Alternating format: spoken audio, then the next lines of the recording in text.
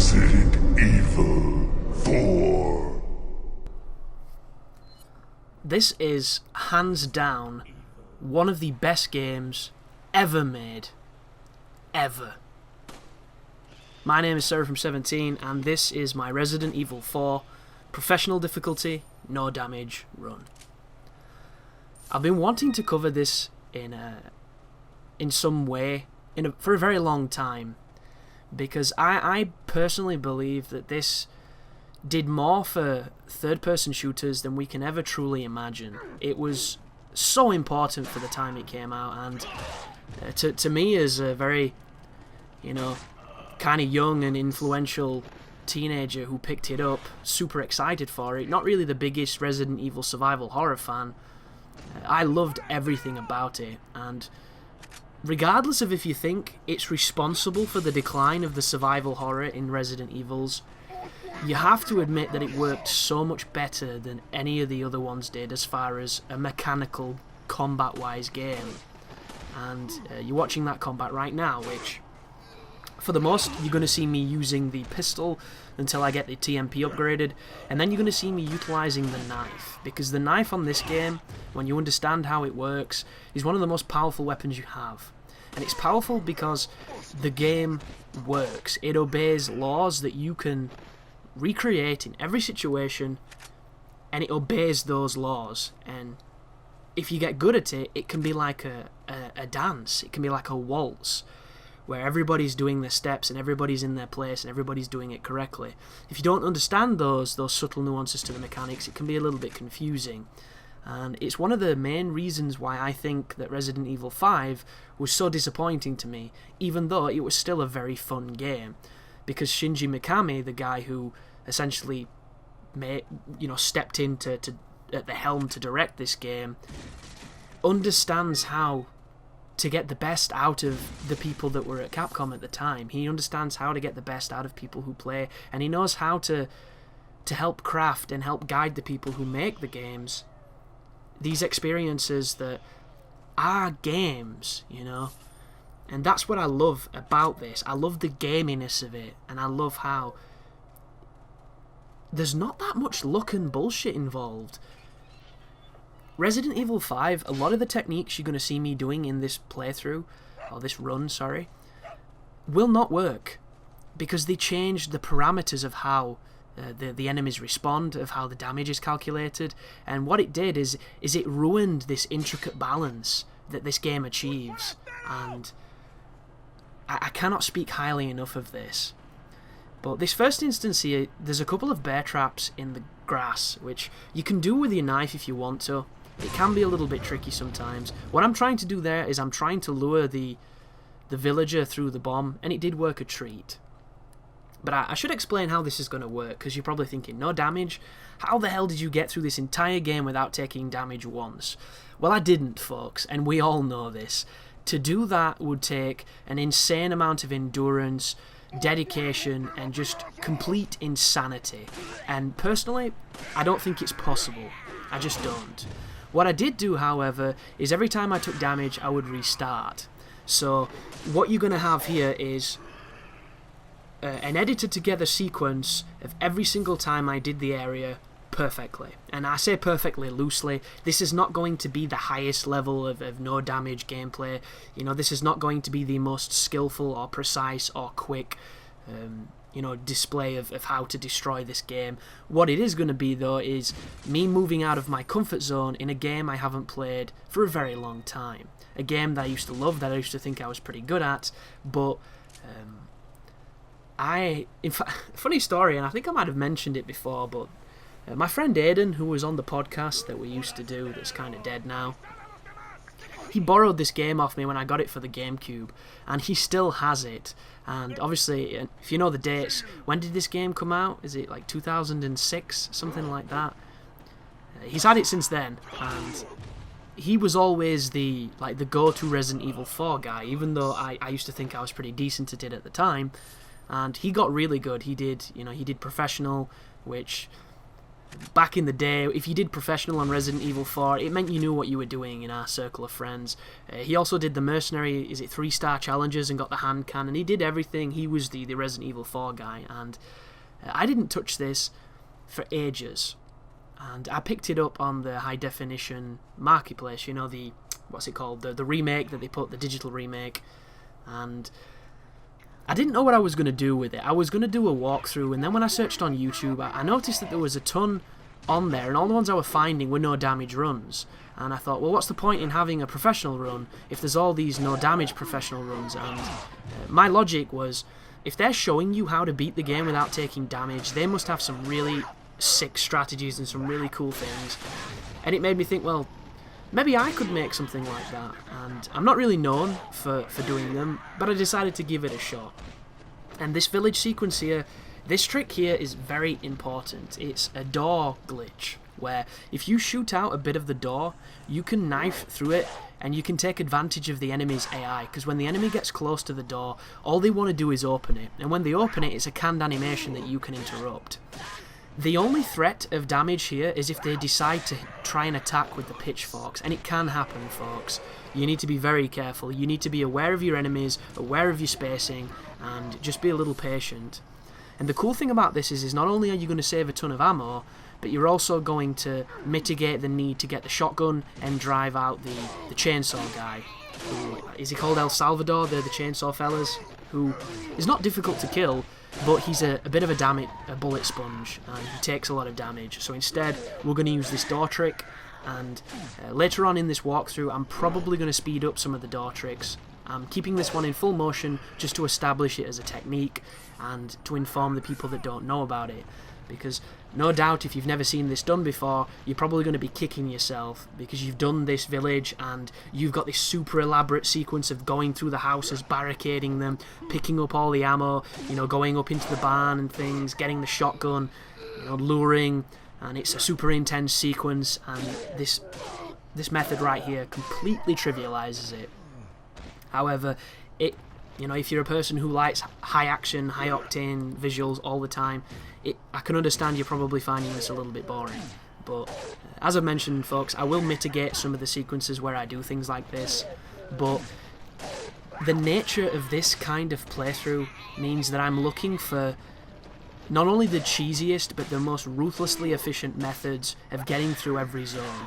And some of them involve exploiting ladders, you know, exploiting doors. There's a lot of different techniques. But the bell tones, you'll get your first achievement or your trophy, and we're back in control of Leon Kennedy. So what you always want to do on this game is explore all the environments as thoroughly as you can. Like, I've played this game a dozen times, and I probably still haven't found all the treasures and all the secret things, and I'm going to speed this up because, once again, you don't need to see me do this. It's obvious that you're going to be doing this. You spend half the game doing this. It's just important to keep it in the guide instead of just doing a crossfade, just for those people that want to see where I go, what I do, and I don't get any of those, you know, inevitable comments where people go, well, how come you've got this, I don't have this? And sometimes when you do those little cuts, people seem to think that you're somehow trying to subjugate the video in some ways and be sly, like, and cunning, like some kind of crafty Iago plotting in the background, which those people are always new and are always, you know, not really part of the channel, because anyone will know I am as honest as it gets with my content. Like, I've just finished recording a video where I explain why some uncommentated boss fights on Berserk are not going to be on expert difficulty anymore, because the game just isn't very much fun to play that way. So I've decided to lower it just so people can see them, and just so that I had the sanity to get through the game. You know, if I really was one of those type of people who wants to lie about what I can do in games and what my videos are, I couldn't just keep the title of expert on all of them and make everybody think I'm shit hot at games, which is never my intention, guys. Even in a run like this, which to some people will look at this is supremely skillful, and in some ways, it kind of is, and it kind of isn't. But this is really a testament of editing more than anything. And I'm going to try and tell you when something has been edited a lot and when something has not been edited so much, just so you can have an example of the areas that I struggled on to do this. And if you're trying to do something similar, it should give you faith if you're getting, demoralized and getting hurt a lot and it's messing your run up. But the main grasp of combat, you just saw it perfectly then against that guy. What happened in Resident Evil 4 is, if you played the previous games, a lot of people ran past the zombies. It was a strategy that was more effective than shooting them because you didn't have the ammo to do that. And what the developers did is they obviously knew that this was something that was happening, and it obviously wasn't intended, so they put in an AI counter in this game. And what it does is, if you are sprinting towards one of these dudes, they will prematurely start an attack. And when they do this, the intention of it is to catch you as you're running past them. And it's incredibly evil, because you try running and sometimes they're just brilliant at doing it. Sometimes they'll miss, but every so often you'll get clipped, because they all do a wind-up much sooner than you expect, and you were nowhere near them when they started doing it. And at first you think, well, this is kind of stupid. How the hell did he do this? It's like perfect AI. I can't fight this. And then you realise you can use it.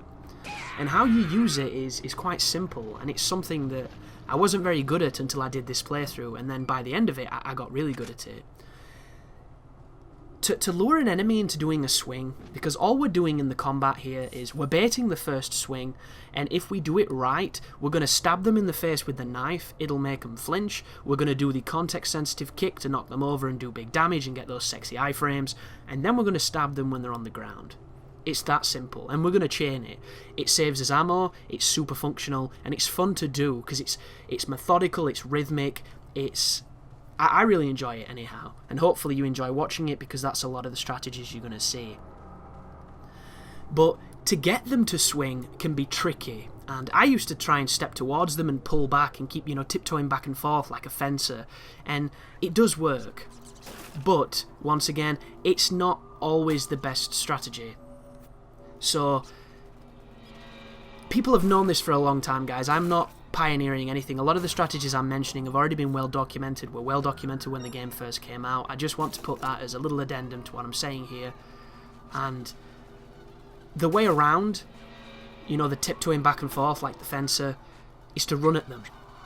So what you do is you approach the enemy, you lightly press run to do a couple of steps towards them, and they will immediately initiate a swing.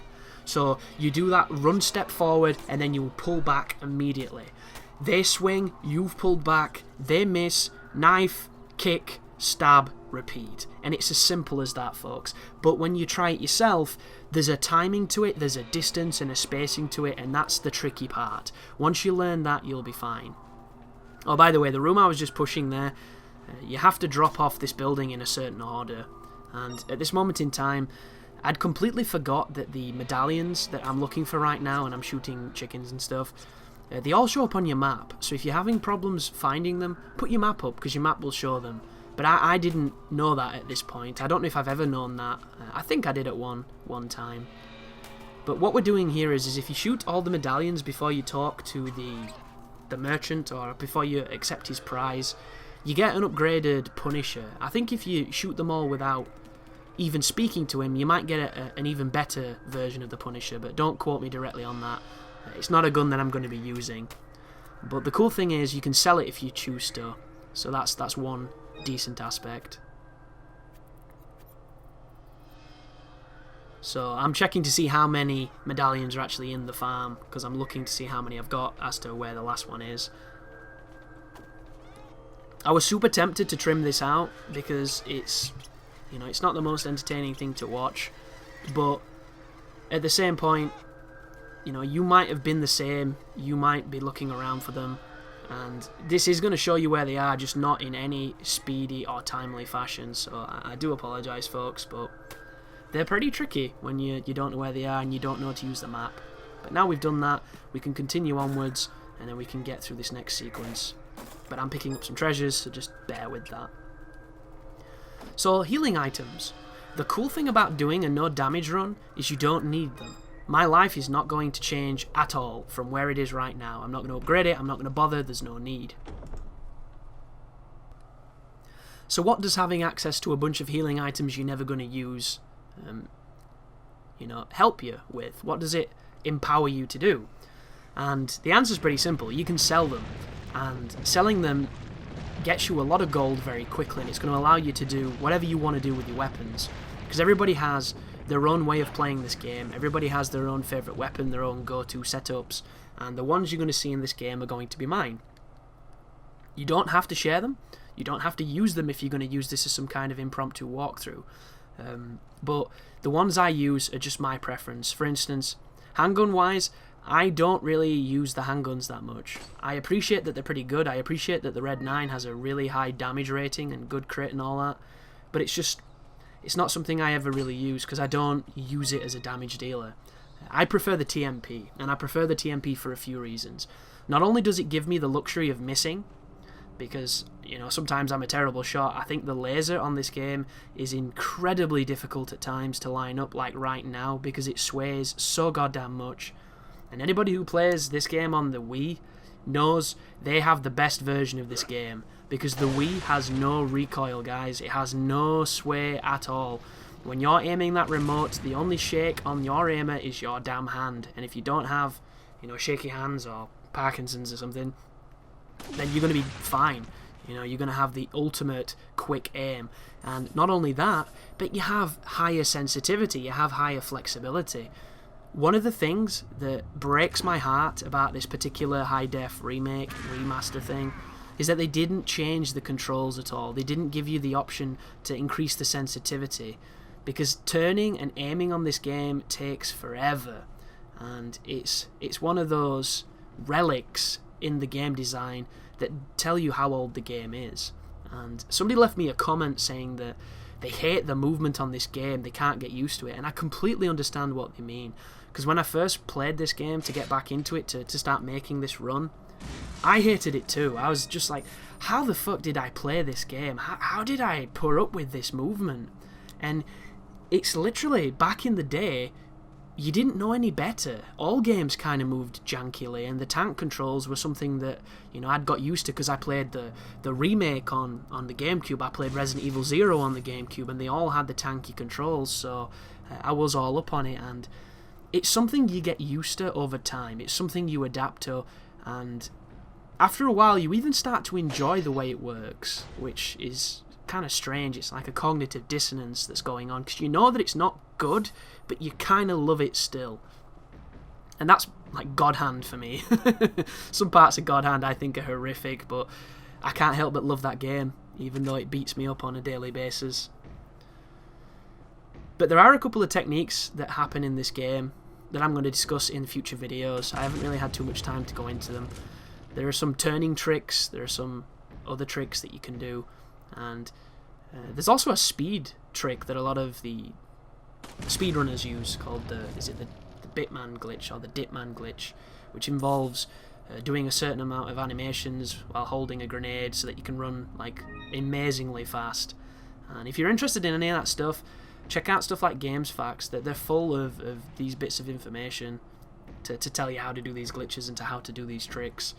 You know, there are features where you can shoot padlocks through the wall, but I think they're only limited to the GameCube version. There's a lot of nuance and a lot of tricky things that people have discovered, and hopefully I can add some of my thoughts with this series of videos to the majesty that is Resident Evil 4. So thank you for watching. I welcome you to this journey, and as always, you take care now.